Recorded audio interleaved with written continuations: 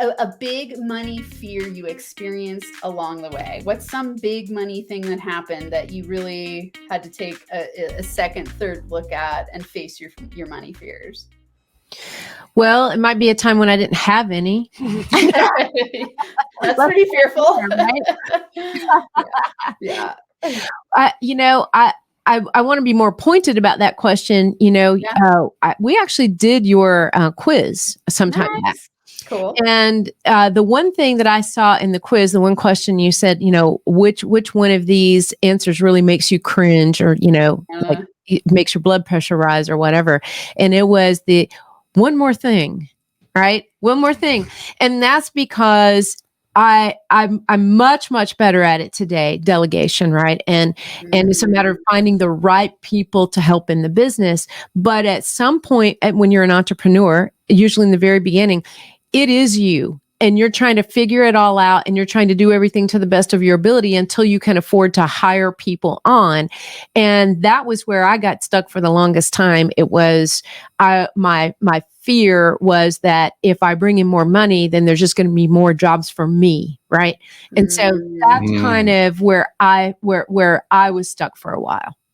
Okay, so would you say it like more money equals too much responsibility? Yeah, absolutely. Absolutely. Okay. Yeah, that's a big one. Did you experience that one, Michael?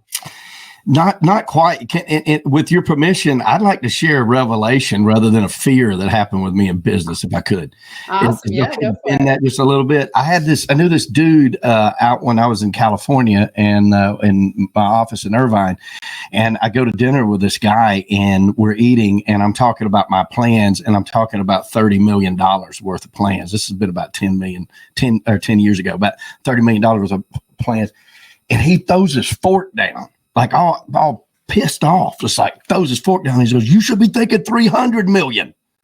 And he picks the fork up, goes all rude like, and then starts shoveling it. And I'm like, I was mad at first. I'm like, but then I realized he was right. I was like, okay, yeah. I mean, we need to be thinking much bigger. I was afraid of 30 million, and then he's yelling at me like I should be thinking 300 million. I was like, you know what? This guy actually, although he was rude about it, got my attention. That's a big one. Okay, so these two combined, we think like more money equals more responsibility, which is going to cause us to think small about money, right? And cap it. And it's so amazing as you up level your money mindset, how you look back and you go, whoa, at this level, I thought this way, and here I think here, and it just starts to expand out and out and out to where you go like, oh, 300 million, like that's not that big of a deal. Whereas, let's say when I was on food stamps, that would have been like I can't even conceive of that amount of money. Right. Yeah. $3 would be great, right? Yeah, right. So you really stretched your money mindset in huge ways. A huge way, really. Okay, so here's a fun question. What stretches it for you now? Like what amount causes you to be like, ooh, that's a big number? Well, I'm still working on the 300. Yeah. Okay. But I definitely know now it did change because I'm a big, and Tonya's too, we're very big believers in focusing on what you want, right? Name it, claim it movement is real. We believe in Napoleon Hill. We do. I've seen evidence of this over and over and over again in my life.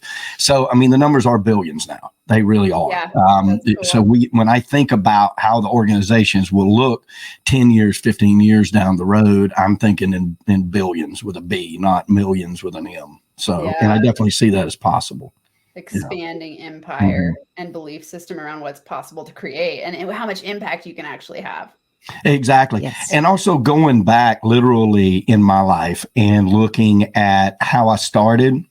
And my mindset back then and going from like, my father stole my life savings when I was 16 and I had to start over again with, been saving and working my tail end off for the last 5 years. And then he runs off with the money and I'm like, oh my God, and I got to start over again. But if you look at starting over at zero at 16 and where I am now, those billions are absolutely possible. Like just period. Like, and you can try a decade or longer, then, you need to be looking into the future with those same formulas. Yeah. To really give yourself that vision and perspective of what's possible. Jason Hansen's here and he's saying, I want more money so I can create more opportunities for people. So that's incredible. And, I think that's so beautiful to think about what Tonya was saying in terms of breaking through that money fear of that more money equals more responsibility. Will you say something about what Jason, connecting those links there between wanting more money for more impact and more opportunities for people, and then shifting your fear around that? Yeah, because I've always thought that people will do far more for others that they care about than they will ever do for themselves. And so I think, Jason's right when he says create more opportunities for people, because when you think of somebody else, the natural giving part of us will do more for somebody else. And so it becomes a little more palatable when we think about it that way. It's like, well, I won't, I'll stop at nothing to do something for Michael that maybe I would just stop short of for myself.